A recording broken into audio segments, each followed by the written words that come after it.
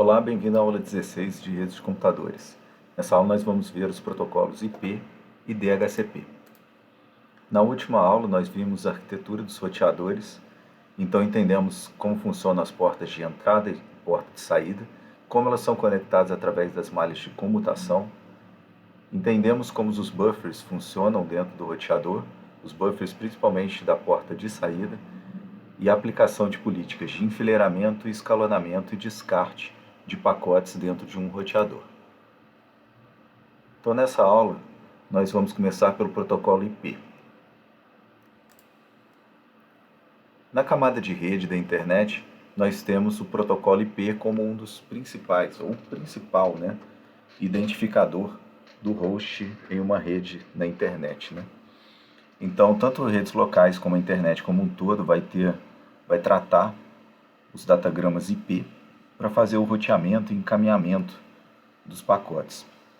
Olhando então para a camada de rede, a gente tem que os protocolos de roteamento são aqueles que já comentamos serem os responsáveis por selecionar o caminho, e eles têm diversas implementações de protocolos para redes menores, implementações para conectar ISPs, por exemplo, conectar roteadores de borda, como o BGP, e eles são quem constroem as tabelas de encaminhamento que nós vimos nos roteadores. O protocolo IP é o responsável por ser o protocolo que vai identificar os hosts. Então ele possui convenções para endereçamento, um formato de datagrama específico e também tem convenções com relação ao seu cabeçalho e como tratar os pacotes. Outro protocolo que é muito importante dessa camada é um protocolo que é de controle, que é chamado ICMP. Ele é responsável por reportar erros, sinalizar rotas, se existem ou não. Aqui a gente vê então as camadas em cinza aqui, camada física e de enlace, só para a gente localizar a camada de rede acima da camada de enlace e abaixo da camada de transporte. Aqui a gente consegue ver o formato do datagrama IP, seu tamanho de 32 bits, onde nós temos os campos dentro desses 32 bits, alguns campos como a versão do protocolo IP, o tamanho do cabeçalho, o tipo de serviço, o tipo de serviço ou tipo de dado, chamado também de TOS, tamanho do pacote, número máximo de saltos. Isso que eu quero dizer aqui é que um pacote, a partir do momento em que ele passa por um roteador, ele decrementa esse TTL, chamado de Time to Leave. Então ele vai ter um número de saltos qualquer, que vai permitir que seja passado o pacote por diversos roteadores até chegar ao seu destino. Isso vai ser decrementado conforme os saltos vão acontecendo. Qual o protocolo ao que o IP vai entregar esse segmento, esse pacote, esse datagrama no caso? Então o protocolo da camada superior, a camada de transporte. Então aqui ele vai estar identificando se é IP ou se é DHCP. O total do tamanho em bytes desse pacote. As flags, se vão haver, por exemplo, fragmentação ou não. A fragmentação a gente vai entender um pouco melhor como que isso acontece. Então identifica o datagrama, identifica se ele é um fragmento de um pacote maior ou não e qual a posição dele dentro dessa fragmentação para remontagem. Também existem opções, outros campos de opções que vão dizer, por exemplo, o tempo em que ele foi enviado, por quais rotas ele já passou, quais roteadores ele passou, e principalmente a identificação aqui do IP de origem e IP de destino desse datagrama. Então a gente já começa a entender aqui que há um overhead, ou seja, além dos dados que a gente está querendo entregar, a gente vai adicionando cabeçalhos. Então dentro desses cabeçalhos a gente tem, de cara aqui, a gente consegue já ver 20 bytes do TCP e 20 bytes do IP, no mínimo, tá? Então se a gente contar aqui a quantidade de opções que a gente tem, vão estar marcados no mínimo 20 bytes por TCP e 20 bytes por IP. Então a gente tem no mínimo 40 bytes de overhead de cabeçalho do TCP e IP, mais o overhead da camada da aplicação. Isso tudo, como eu estou dizendo, overhead é que é além dos dados, que é a carga útil mesmo que a gente quer transmitir. No IP pode acontecer a fragmentação. A fragmentação vai necessitar que, uma vez fragmentado, quando chegar no destino, seja feita a remontagem dos datagramas. Isso por quê? Porque os enlaces de rede, eles têm o que eu já comentei, chamado de MTU, ou a unidade máxima de transmissão. O maior quadro que pode ser transmitido pelo enlace vai ocupar esse tamanho, conforme a tecnologia. Então, se a gente estiver em uma rede, por exemplo, Ethernet, a gente pode estar usando 1.500 bytes. Se passar disso, o tamanho do pacote, nós vamos precisar fragmentá-lo e depois vamos precisar remontá-lo. Então, datagramas IP grandes, maiores do que o limite do MTU, vão ter que ser divididos, vão ter que ser fragmentados, quebrados em várias partes e depois remontados no destinatário final. Vão existir então bits no cabeçalho IP usados para identificar e ordenar esses fragmentos de um mesmo datagrama original. Aqui a gente vê um exemplo disso acontecendo. Foi enviado por um roteador em um tipo de rede, um tamanho de datagrama que era suportado por esse enlace. O próximo enlace não tinha capacidade para transmitir o datagrama completo, então quebrou em 3 parcelas menores, em 3 parcelas de datagrama, em fragmentos de datagrama menores. Quando chegar no destinatário, isso vai ter que ser remontado para constituir o datagrama completo. Aqui tem um exemplo com um datagrama de 4.000 bytes e uma rede de MTU 1.500 bytes. Então aqui a gente vê que o que aconteceu foi que esse pacote de 4.000 bytes não conseguiu passar completamente, passar de forma íntegra, Ele teve que ser quebrado em 3 parcelas.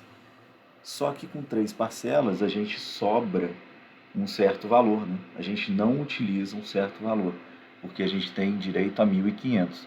Então, no último, como daria 4.500, a gente vai ocupar somente o restante que está faltando. Então, 1.500 mais 1.500 mais 1.000 e os 40, que é o tamanho que a gente viu do cabeçalho TCP e IP. E aqui a gente vai vendo o offset acontecendo. Esse é o primeiro fragmento, ele é 0. Depois ele tem um offset, um deslocamento de 185. E depois um outro deslocamento de 370. Para na hora que chegar no destinatário, a gente saber qual é a posição desse fragmento. Aqui tem um aviso dizendo: cuidado, o campo de offset do fragmento é contado em unidade de 8 bytes. Por isso, a gente está vendo aqui 0, 185 e 370, tudo bem? E além disso, o MTU considera o tamanho do datagrama inteiro, incluindo o cabeçalho, por isso aqui 1040, 40 do TCP/IP.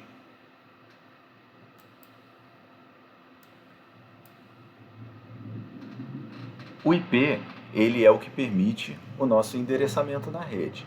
Como eu já havia comentado, existem 2 versões, o IP versão 4 e IP versão 6. Aqui a gente vai dar um enfoque maior no IP na versão 4. O IP com versão 4, ele é o endereço que identifica os hosts. Ele também vai identificar qualquer interface, na verdade, não só os hosts finais. Roteadores também vão ter endereço IP, porque como a gente sabe, os roteadores também implementam até a camada 3. Esse identificador na versão 4 tem 32 bits.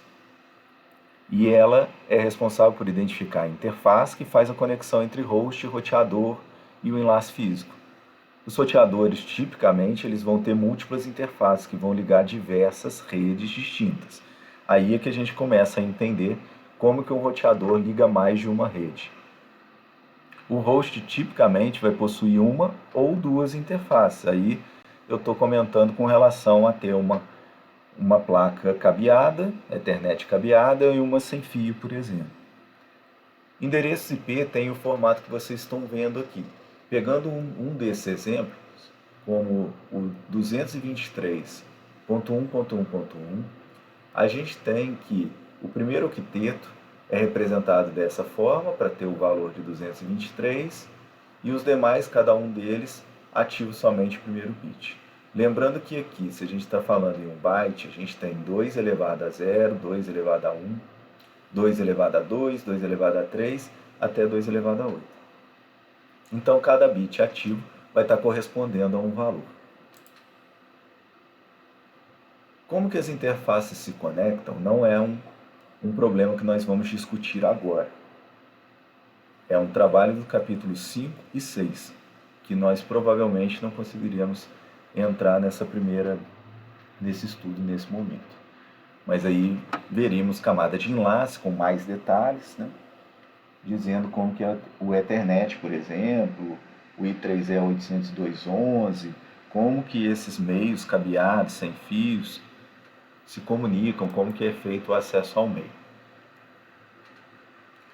Então, as interfaces se conectam através de formas cabeadas, por exemplo, sem fio. No nosso caso aqui a gente está cabeado, poderia ser utilizando um protocolo Ethernet para redes locais. E aqui no caso a gente está vendo a figura de um switch interligando esses equipamentos. É interessante, agora que vocês já estão entendendo mais os equipamentos de rede, saber que um switch, ele basicamente vai fazer a comunicação interna de uma rede e ele tem uma inteligência que reduz as colisões naquele espaço de rede. Então, naquela rede local que vocês estão vendo, 223.1.1.1, o 223.1.1.2 e o ponto 3, vocês estão vendo uma mesma rede, onde todo mundo está falando na mesma faixa, e eles não colidem os pacotes, uma vez que o 223.1.1.1 envia uma mensagem para o 223.1.1.3, eles não vão colidir porque o switch utiliza da camada 2, que é o que a gente não está entrando em detalhe aqui, que seria a camada de enlace, mas ele faz um controle sabendo cada endereço físico da placa, além desse endereço IP, sabendo a quem corresponde. Então ele consegue encaminhar para a porta certa. O roteador, a grande diferença dele é que ele tem aquela tabela de encaminhamentos, protocolos de roteamento, e ele interliga redes distintas. Então ele, além de saber que uma faixa de IP chegou de um lugar, o destino de um datagrama é uma outra rede, ele sabe qual porta sair e ele não gera colisão nesse domínio também. Interfaces Wi-Fi, elas vão estar conectadas por meio, então, sem fio, e aí, intrinsecamente no meio, a gente tem todo mundo falando na mesma faixa de frequência, no mesmo canal, e isso pode sim gerar uma colisão. Aí também no capítulo 5 e 6 a gente veria a parte de protocolos de acesso ao meio que tentam coordenar e diminuir o domínio de colisão, né? Já que a gente está num meio que é onde um host envia, todo mundo escuta, né? A gente não tem um cabo direto ligando ao equipamento. Mas por enquanto não é preciso a gente se preocupar tanto com a interconexão das interfaces. Vamos entender só como que é a identificação dos hosts e como é a conexão entre uma rede e outra, através desses endereços, através das interfaces dos equipamentos. Quando eu falo que tem redes distintas, eu estou falando que há várias sub-redes conectadas. Uma sub-rede aqui, outra sub-rede desse lado, outra sub-rede desse lado. O endereço IP, então, ele vai ter duas partes. Uma porção vai ser referente à sub-rede. São os bits mais significativos ou os bits mais à esquerda. A porção que identifica o host vão ser os bits menos significativos, ou seja, aqueles mais à direita. É como nós estamos vendo aqui, 223.1.1 é comum a todos esses hosts, mas o ponto 1 final aqui é desse, o 2 é desse, o 3 é desse. Então a gente já consegue ter uma ideia de que existe aqui uma sub-rede, que é comum a todo mundo, e existe o identificador do host, que é a porção menos significativa. Uma sub-rede, então, ela tem essas interfaces dispositivos com a mesma porção e vai identificar então separadamente. A gente vê que aqui a gente tem a diferença, né? Outra subrede com valor de 223.223.1.2. Todos têm também isso em comum. Aqui 223.1.3. Quando eu falo em uma subrede internamente aqui, todos os hosts ou todas as interfaces, né, até a interface roteador, conseguem se alcançar sem intermédio de roteador. Porque o roteador o que ele faz é interconectar subredes, interconectar redes distintas com até tecnologias distintas, enfim. Mas principalmente redes distintas, conectar subredes. Aqui a gente vê como que ficou a divisão falando dessas subredes. Como receita, a gente tem que, para determinar as subredes, desconecte a interface do seu host ou roteador criando ilhas de redes isoladas. Cada rede isolada é uma subrede, cada área em azul aqui é uma subrede. E como corolário, nós temos que os roteadores interconectam essas subredes. Então já é interessante aqui, uma vez que vocês entendem que os primeiros 3 octetos estão fixos em cada subrede distinta, que cada subrede dessa fixou então 24 bits. Ou seja, 8 da primeira parte, 8 dessa parte, 8 dessa parte. Então até 24 bits está fixo. Dali para frente é o que vai identificar os hosts e isso vai mudar para cada host, para cada interface. Então cada uma dessas redes teve máscara de subrede igual a barra 24. Aqui um exercício que vocês podem fazer. Podem pausar o vídeo e tentar identificar quantas subredes existem nessa imagem.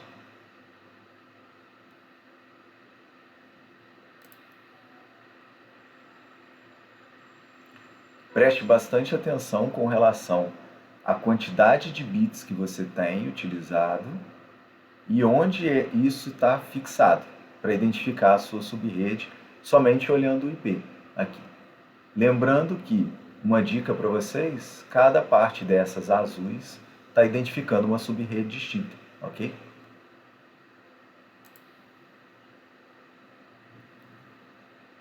Agora, quantos bits identificam a subrede? Recapitulando, o endereço IP é dividido em duas partes. Como eu comentei, a porção da subrede com bits mais significativos e a porção do host com bits menos significativos. A pergunta é, quantos bits em cada porção? O endereço IP tem 32 bits no total, mas como eles são divididos nas duas porções? Note que nem toda subrede precisa ser do mesmo tamanho.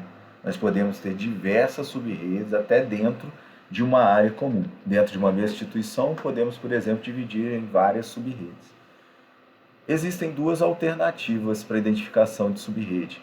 Endereçamento baseado em classes, usado originalmente, e o CIDR, que é usado atualmente.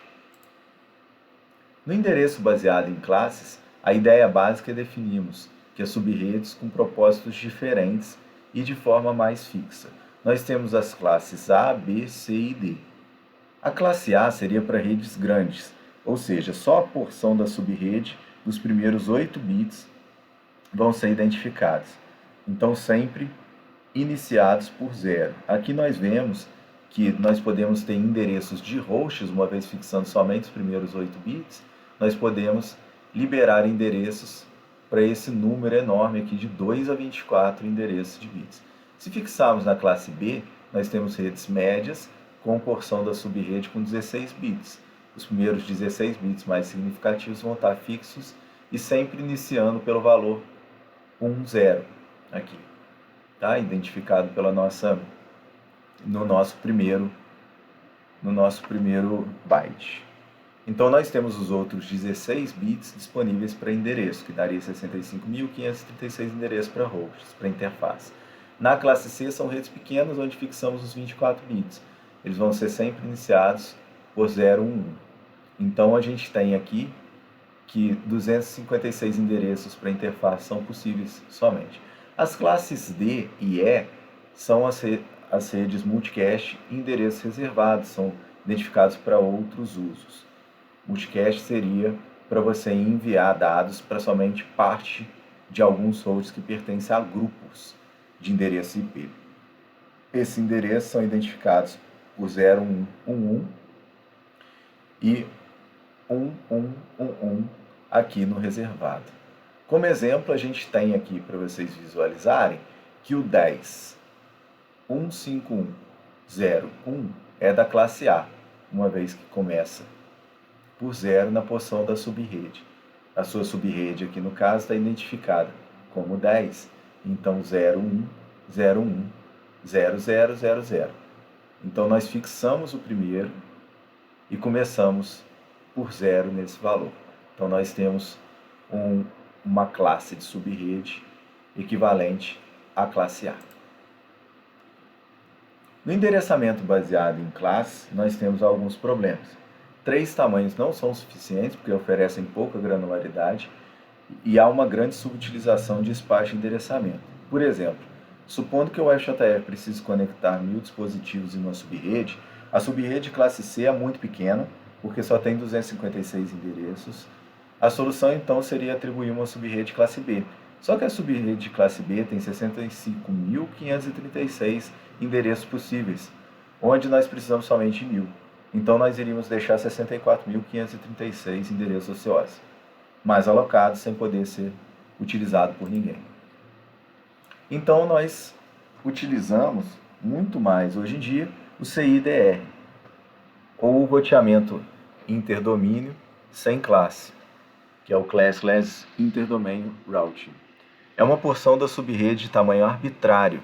Nós vamos seguir o formato de endereço a.b.c.d/x, onde x é o número de bits na porção da subrede. Assim como vocês viram, fixando /24, nós estaremos fixando os primeiros 24 bits mais significativos. Nesse nosso exemplo aqui, a gente tem fixando os primeiros 23 bits mais significativos. Ou seja, todos os outros bits são referentes a endereço de host. Então nós teríamos aqui livres todos os 9 possíveis, 2 a nona, né, endereços de host possíveis. E identificaria a nossa rede fixando o valor dos bits mais significativos. Nesse caso, nós ativamos esses bits que corresponderam a 200.23.16. O ponto 0 vai representar essa nossa última parcela aqui de bits. Foi convencionado que o endereço IP com todos os bits da porção dos hosts iguais a 0 são denominados de endereço de rede. O que eu quero dizer? Quando eu coloco todos os endereços iguais a 0, esse endereço é reservado. Eu não posso utilizar para endereçamento de host. Assim como quando todos esses bits que são referentes à identificação de host estão ativados, estão como 1, esse endereço é o de broadcast. Isso quer dizer que quando eu envio algo em que a parte responsável por identificação de host está toda ativada como 1, eu envio um pacote, eu envio o datagrama que todos os hosts na rede vão receber. Isso é broadcast, tá? Isso é você enviar um pacote em broadcast. Todo mundo escuta. A porção da subrede é comumente chamada de prefixo. Então o que eu falo aqui é que esse x ou 23 é o prefixo da minha rede. Aqui o tamanho do prefixo está igual a 23.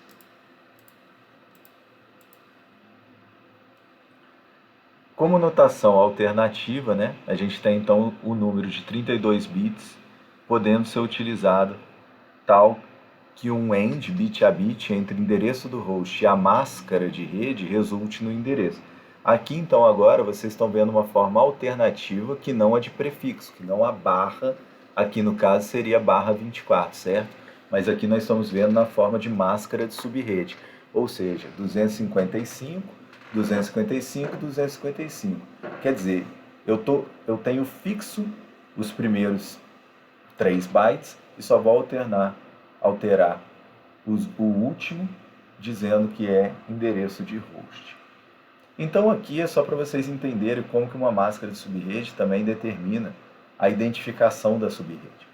Se nós tivermos, né, o endereço de um host como 200.20.15.89 e tivermos como máscara de subrede 255.255.255.224, você vê que não foi fixado somente 24 bits aqui. Aqui a gente fixou 27 bits, né? para dar o valor de 224 nessa última parcela. Então, nós temos que o endereço da nossa rede seria 200.20.15.64. O primeiro endereço da nossa subrede é esse, e ele não pode ser utilizado para um host. O que a gente vai sempre ter é o endereço variando entre o primeiro valor possível e o último valor possível, sendo que nós temos dois endereços reservados. É como você olhar o 255. Quantos hosts, quantas interfaces nós conseguimos alocar? Nós conseguimos 255 menos o endereço da rede e menos o endereço de broadcast. Então, nós precisamos sempre extrair esses dois valores para saber quantos hosts nós estamos realmente podendo alocar naquele intervalo. Então, aqui, da mesma forma, a gente conseguiu identificar que o host tem o valor 89 e ele está alocado em uma subrede de máscara .224 e o primeiro endereço de rede, é o 64. Na prática, máscaras são uma sequência de 1 seguida de uma sequência de 0. O tamanho da sequência de 1 é o tamanho do nosso prefixo na notação CIDR. Foi como eu fiz para vocês aqui. É só eu contar a quantidade de bits que eu teria o valor do barra, o valor referente ao prefixo. No CIDR é permitido então que subredes tenham tamanhos arbitrários? Não, a gente ainda não consegue, né? A gente está trabalhando com bits, então a gente tem 2 elevado a alguma coisa. Então a gente vai saltar de endereços, por exemplo, no prefixo 27 que nós vimos, nós vamos estar alocando 32 endereços de hosts, sendo que a gente pode não estar utilizando todos. Agora, 2 a sexta, a gente já consegue então pular para 64, 128, 256, a gente vai sempre dobrando porque a gente está numa potência aqui de 2. Agora, existem diversas opções, a gente consegue então granularizar muito mais a nossa rede, consegue quebrar a nossa rede em muito mais subredes.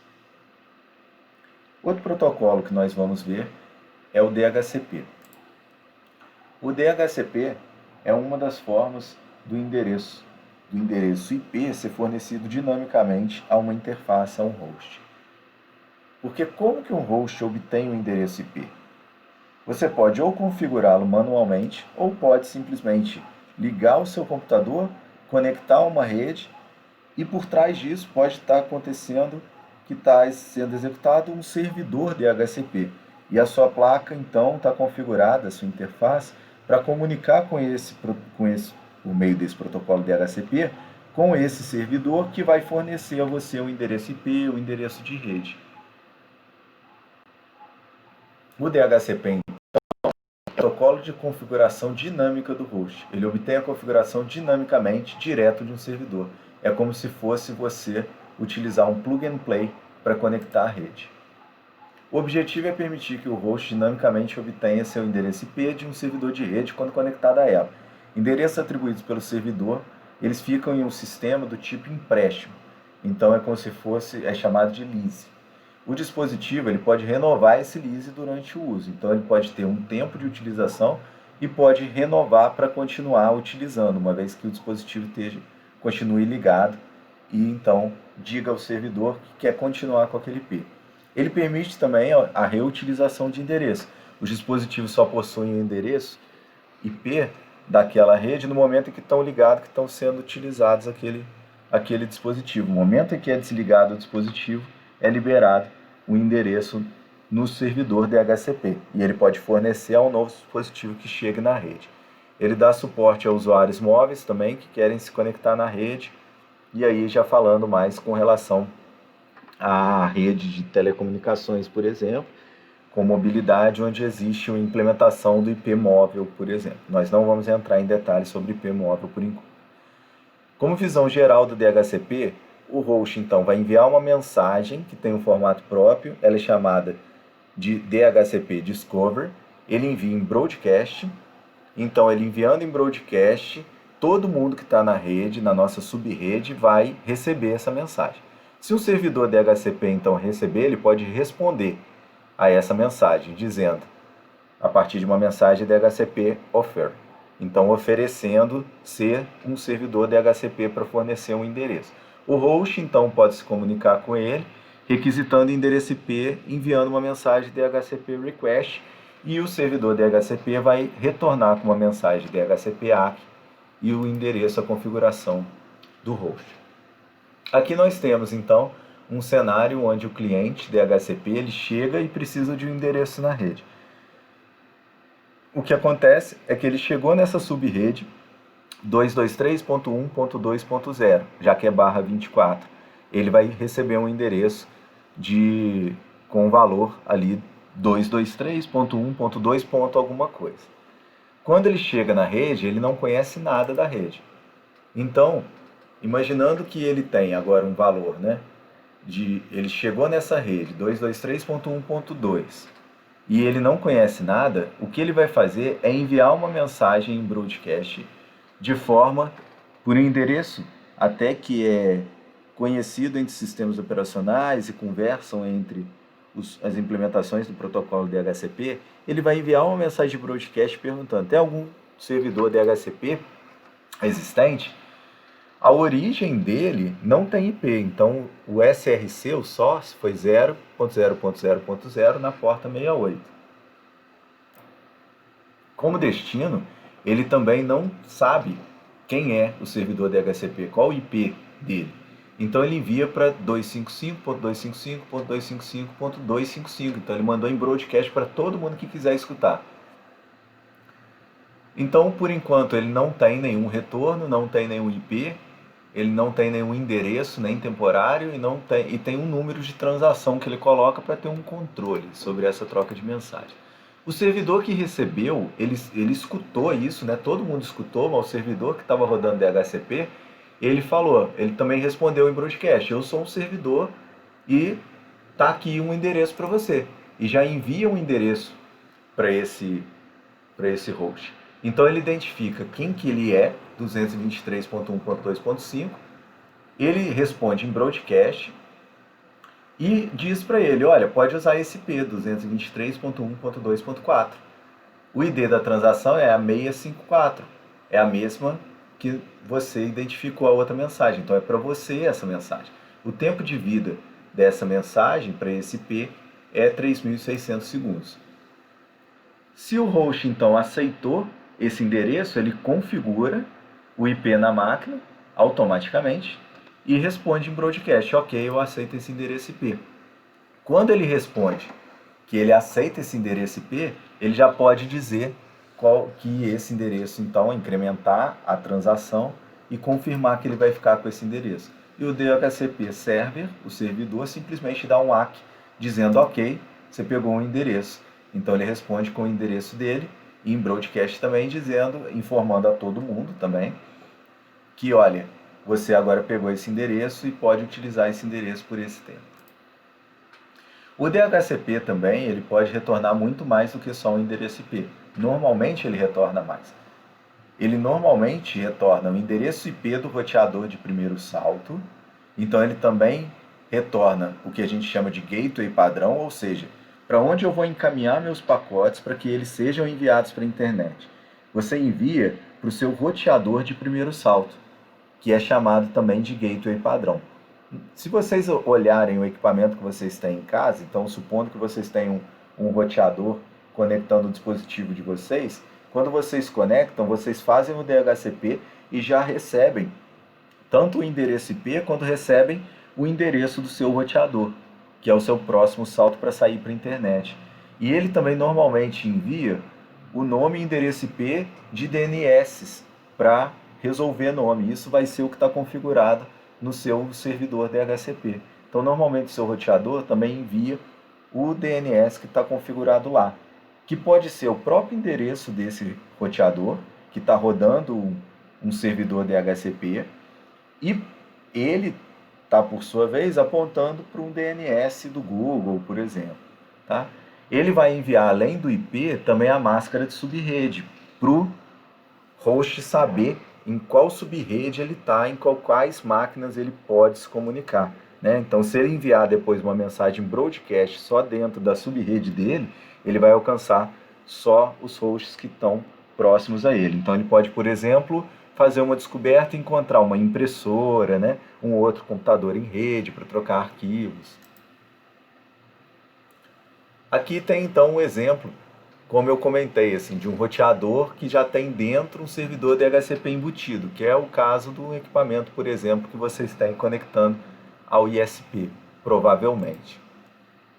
Então aqui tem só o passo a passo do que acontece. O DHCP ele é camada de aplicação, ele utiliza o UDP, tá? E ele está então em cima do IP, e aqui no caso camada de enlace com a Ethernet, que é local cabeado, falando na camada física aqui. O laptop então se conecta à rede e precisa do seu endereço IP, endereço do roteador de primeiro salto, endereço do servidor DNS, e ele vai utilizar a DHCP para isso. Então ele capsula a mensagem que vai ser enviada daquela forma, por UDP e utilizando o endereço IP broadcast. Então a requisição DHCP encapsula em UDP, que por sua vez encapsula em IP e por sua vez encapsulou em Ethernet, que é 803.802.3. O quadro Ethernet então é enviado e broadcast na rede local, recebido em particular por esse roteador que está rodando DHCP, ou servidor, né? Já que a gente enviou para todo mundo. Aqui no caso a gente está com o equipamento que tem ambas as funções. Ele então é tratado, o Ethernet demultiplexado para o IP, que por sua vez é demultiplexado para UDP, que por sua vez é demultiplexado para o DHCP. O servidor DHCP então formula um DHCP-A, que aí a gente já está falando daquele último passo, contendo endereço IP do cliente, endereço do roteador de primeiro salto, nome e endereço do servidor de DNS. A mensagem é encapsulada e enviada para o cliente. O cliente, então, agora já sabe qual que é o endereço IP dele, endereço DNS, endereço do IP do roteador de primeiro salto. Aqui tem o que vocês poderiam rodar na máquina de vocês utilizando uma ferramenta que é chamada Wireshark. Se vocês rodarem a ferramenta Wireshark no seu computador e apontarem para ficar escutando a placa de rede ou a placa de rede cabeada ou a placa de rede sem fio que vocês têm no computador, uma vez que vocês vão conectar a rede, vocês vão ver toda a troca de mensagem do DHCP. E aqui a gente vê direitinho o ID da transação para requisição, a identificação do endereço MAC do cliente. Endereço MAC é o endereço da camada de enlace, tá? É o endereço físico que a gente fala do equipamento, da placa, da interface. E aqui o tipo de mensagem, né? DHCP request, quais parâmetros que ele passou. Ele pediu além do IP, ele quer também a máscara de subrede, o domínio, qual que é o roteador, próximo salto, DNS, enfim. E aqui tem a resposta, né? Com o endereço IP que vai ser alocado, qual que é o endereço do roteador, qual é a máscara de subrede, quais os endereços DNS que vão ser utilizados por esse equipamento, por essa interface. Agora nós vemos endereço hierárquico.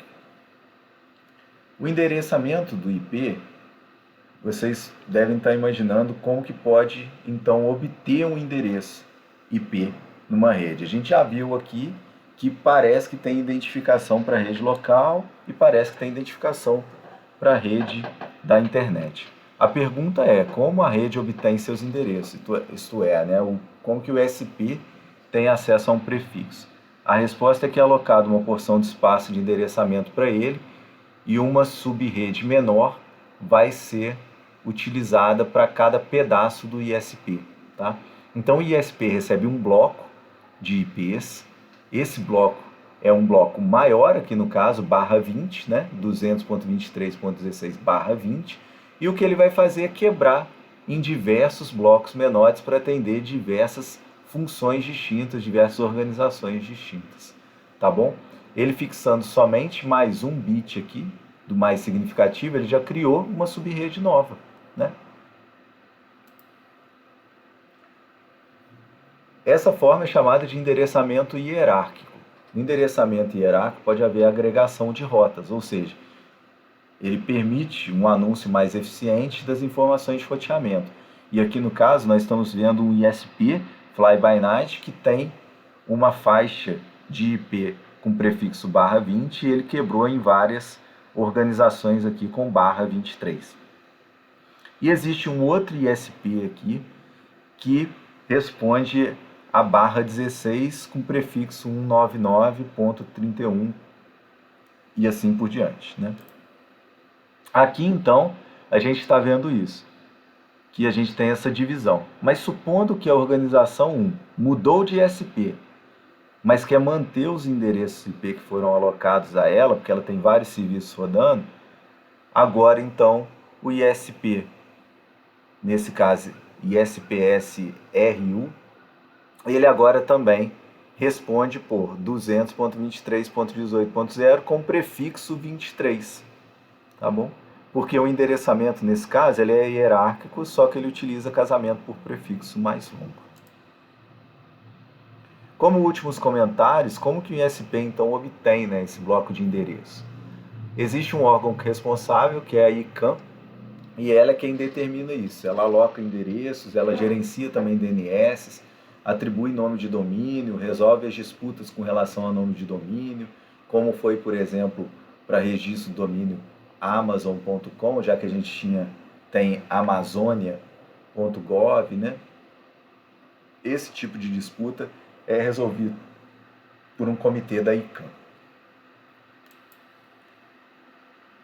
Como resumo da aula, nós vimos os protocolos da camada de rede, vimos os protocolos, nós vimos o IP, né? Vimos o datagrama IP, como ele é formado, seus campos, por que a fragmentação e como que ela funciona, fragmentação e a remontagem dos blocos, o endereçamento IP na versão 4, como ele é composto e como ele funciona, também com relação à máscara, a CIDR, as subredes. Vimos como que o DHCP funciona para redes locais ou o seu provedor enviando protocolos, enviando o IP, né, por meio desse protocolo para gerar uma facilidade de configuração, uma expansão da utilização do recurso. Vimos o endereçamento hierárquico nesse último exemplo, com as subredes sendo divididas, né, em várias subredes, um bloco IP maior alocado a um ISP dividido em várias subredes, formando subredes menores, e isso ajuda também na simplificação do anúncio de rotas. Um outro comentário é que nós vimos aqui endereços IP que são válidos, né? Nós podemos comentar também que há endereços IP que são não válidos. Esses endereços IP não válidos são endereços que não funcionam na internet. São endereços que funcionam somente em redes locais. Se vocês forem olhar o equipamento de vocês, provavelmente ele está com um número do tipo 192.168.0 alguma coisa, né? Você tem também uma classificação de subredes para redes locais, onde os IPs não podem trafegar na internet. Isso a gente vai ver com mais tranquilidade um pouco mais à frente, tá bom? Mas é interessante comentar para vocês que vocês já devem ter conseguido perceber que o endereço IP de 32 bits ele tem um limite, que é 2 a 32. Agora, se a gente utilizasse um tamanho maior, que é o caso do IP na versão 6, né, que tem 128 bits, então 2 a 128, a gente vai conseguir identificar muito mais dispositivos. Na próxima aula, então, a gente discute dois protocolos e uma técnica muito popular. A gente vai comentar do IPv6, que é o que eu já adiantei para vocês. Vamos falar do NAT, que aí sim vem esse problema de escassez de endereços IP, e ele permite que vários dispositivos compartilhem o mesmo endereço. E vamos ver em mais detalhes o protocolo ICMP. Obrigado.